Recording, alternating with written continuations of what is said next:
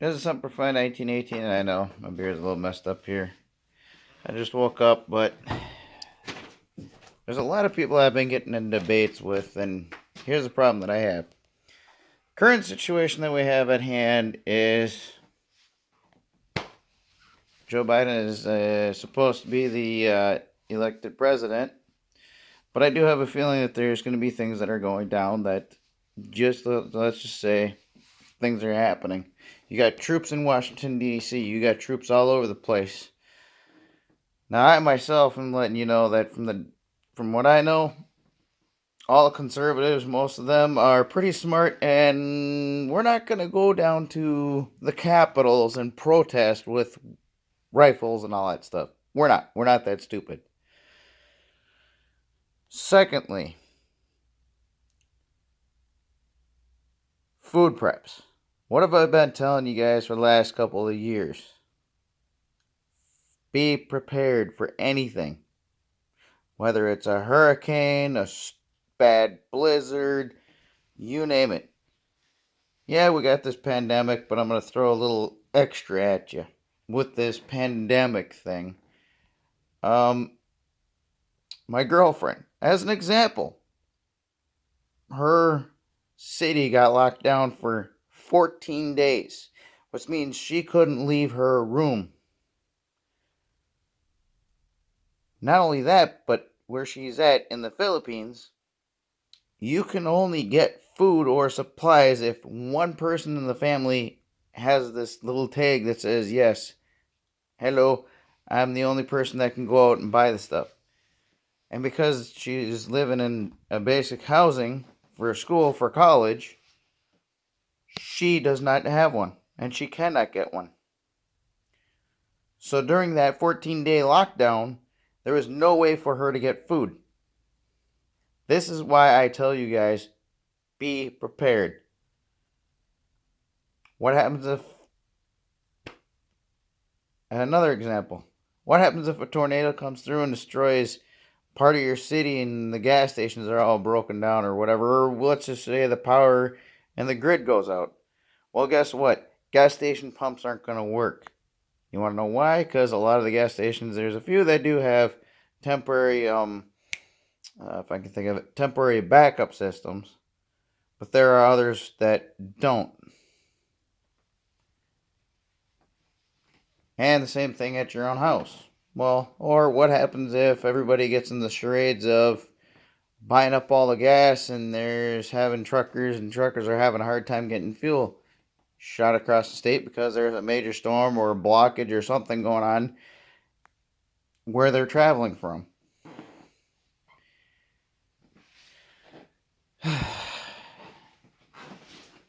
Another one is, remember last summer with all the peaceful protesting that burned down a lot of businesses? Yeah, you know what I'm talking about. I'm not that stupid, and I know you're not that stupid. You know how many businesses went out of business? You know how many stores got closed? You know how many stores got broken into? Oh, they just wanted bread. Yeah, okay, tell that to the Best Buy that got busted into. Or the Walmart that got busted into and they took everything. Or the Rite Aid. Look, here's the deal. And I got people telling me, oh, you're prophesying false claims and this and that. And here's the deal. I know what's going on because I'm not stupid. I know what's going on because I'm a thinker and a prepper. What happens if my electricity goes out? Guess what? I got backup ways of making food. I also got a backup system of meals I can eat without having to use any sorts of types of fuel. Why? Because I am that way. Now, some people say, well, God tells us not to worry about tomorrow and this and that. Well, here's the thing. Yeah, he tells you not to worry about tomorrow, but think about Joseph. Remember Joseph? And, in the beginning of the Bible, where he ends up in Egypt and the dream that the Pharaoh has, and oh, what was that?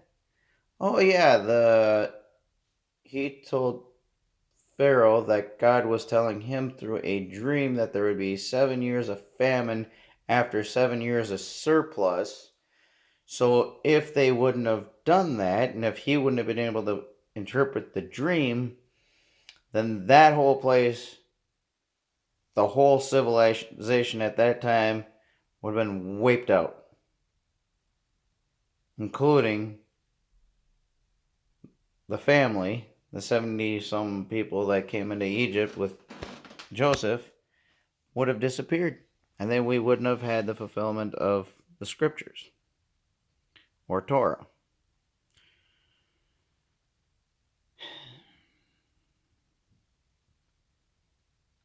Yes, I get it. We need to not worry, but we also need to be prepared.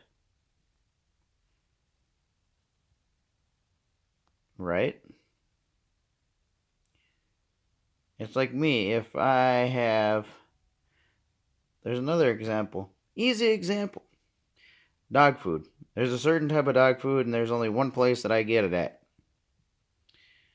Sometimes I go down there and they have like 5 or so bags of dog food. Next time I go, not a single one. Sometimes it can be a whole month before I get another bag of dog food of that type. So what I do in advance, I make sure I have 2 or 3 months worth of supplies for my dog for her dog food. It's not that I'm worried about her never eating or anything like that. It's the fact that I want to make sure she has her dog food. Why? Because she's in my care. It's like if I have a wife and children, guess what? That's my responsibility to take care of them. And if I don't provide for them, then God's going to come after me, not after them. He's going to come after me for not taking care of the wife and children.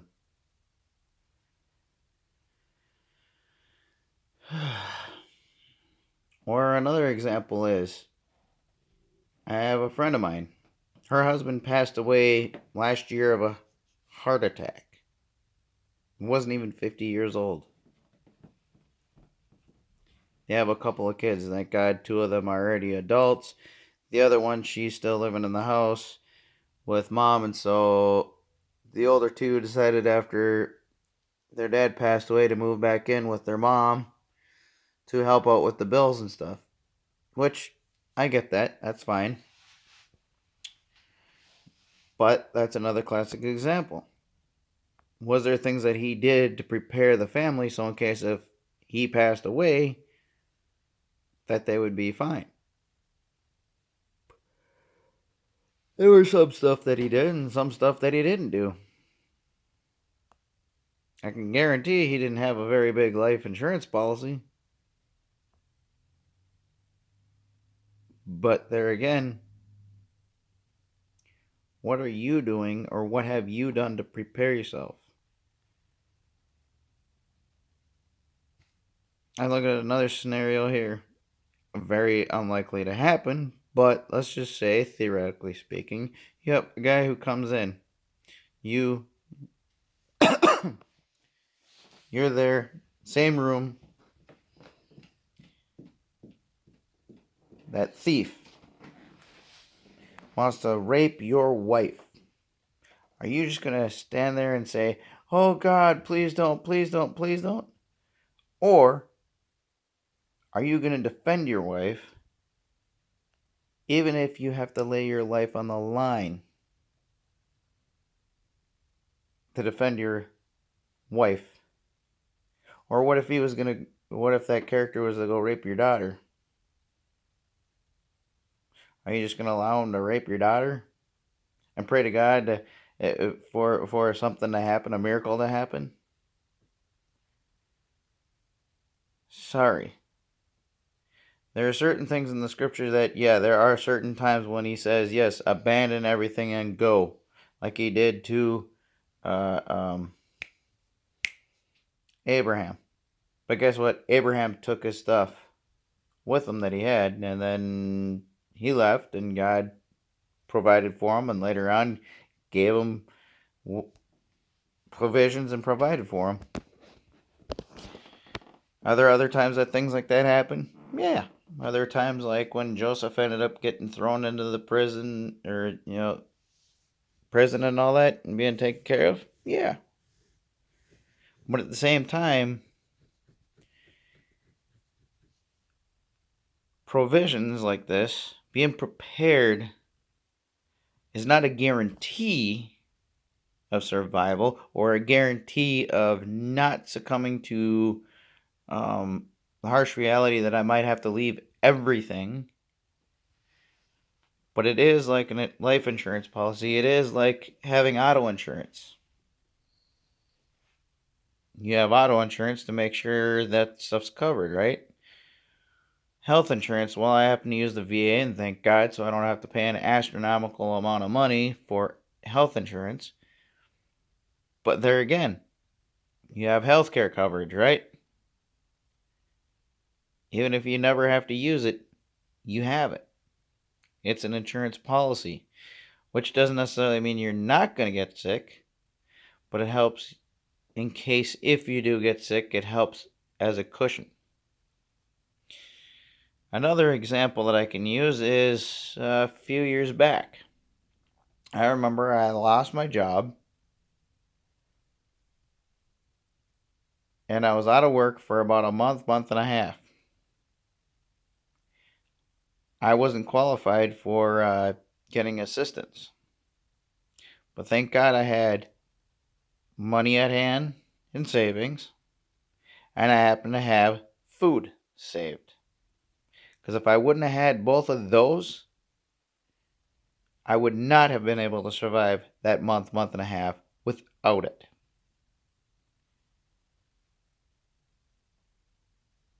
So when people say, oh, well, just rely on God and blah, blah, blah. Well, okay, yeah, you rely on God. But you know what? If He gives you provisions to help take care of certain things, and I know I got some debt that I got to take care of, so I'm not perfect. Far from it. Heck, my brother's doing a lot better than me in that department where he's completely debt free. I'm working on climbing myself out of being debt into being debt free. But thank God I have the food at hand and things of that nature. Extra fuel at hand. I mean, think about it. What about the fact that people are complaining that they can't find ammunition? Well, I'm not saying I got a ton of it, but I'm also not saying I don't have any either. So that is my remark in my post to you this day. Things are going to get real and real ugly. And if this video gets demonetized, I don't care. They might want to try to delete it, but I'll try to either upload it or upload it somewhere else. But the point is this. Are you ready for anything that can possibly happen? Not everything, but your typical things. Like I said, things can happen. When I was working at Jiffy Lube, the computer system went down. We couldn't process credit cards. We could only process cash. So guess what we did? We could only process cash. That's why you should have a few bucks off at hand. I'm working on making sure I have enough of that at hand too. Some in smaller bills and stuff like that. So if it goes down, boom, you can provide here. Oh, it's $1.99. Okay, here, take $2. Keep the change. Type thing. Because it's for a momentarily through. You have water in case if the water system goes down. I got water. It's not a ton of water, but it's water.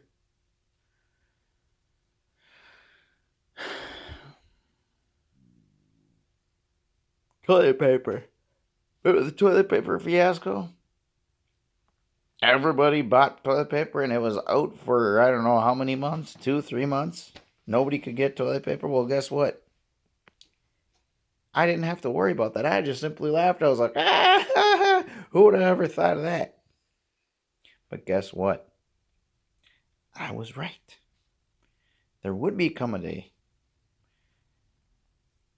I had enough toilet paper to last me not only the year with the pack that I had, but I also had an extra pack, which, by the way, I ended up picking up another pack because it was really, really, really, really cheap.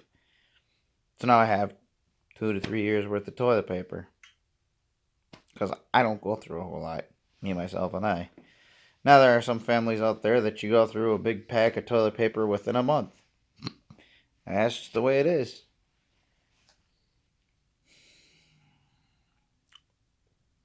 There's not a whole lot more that I can say to beating a dead horse, except for that I can say, I told you so.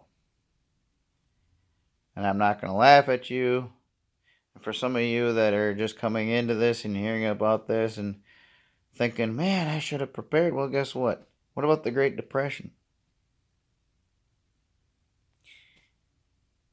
People lost jobs. People lost houses. People lost their farms and everything else because of the Great Dust Bowl and all that. Because nobody could grow anything. Well, if they would have had food preps in hand and had the stuff that we're talking about, people who are survivalists or people that prepare for things like this, to be able to survive through those 4, 5, 6 years, guess what? They're able to survive. And then when times are good and comes back, they would be able to restock. But people call people like myself crazy. Oh, you're just conspiracy theorist.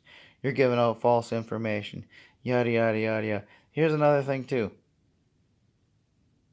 I do believe in the scripture. I do believe in the Torah. And I do believe Yeshua's coming back. But it's not yet nigh. And I'll tell you why. The third temple has not been built yet. Now, are they talking about building it? Yes, they've been talking about building it for many years. Many years. But until that third temple is built, now people are going to be like, oh, no, we're the third temple. I'm like, no. Here's the deal. The third temple has to be built for the Antichrist to be put in the throne.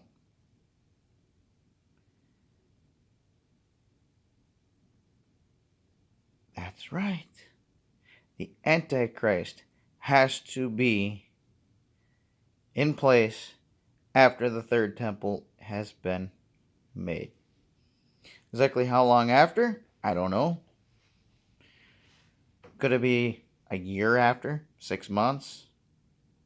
Could it be 100 years later? Who knows?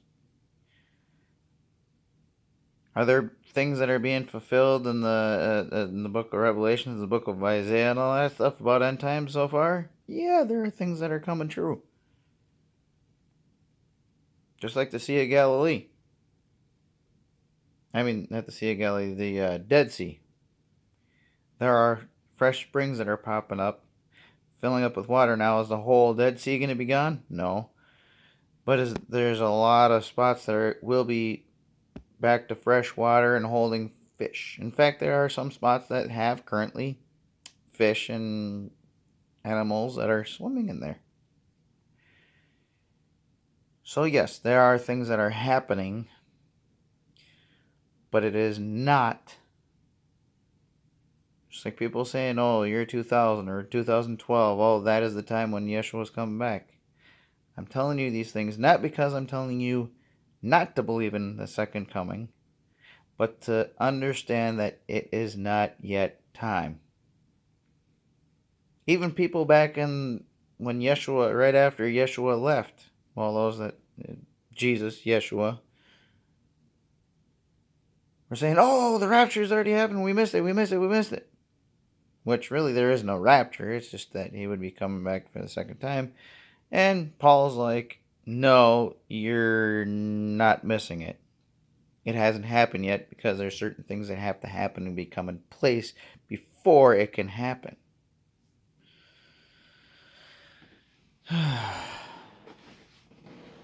So, that is my rant for the day. It's about 20 minutes long. And I'm going to leave up the title as in something. I don't know what I'm going to put. Because I'm just going to put on rant, I guess. I don't know. So that way it doesn't get hit up and demonetized. Of course, I only have 51 followers, so I don't think YouTube's worried about me spreading the word too far. But anyways, this is Semperfi 1918 out.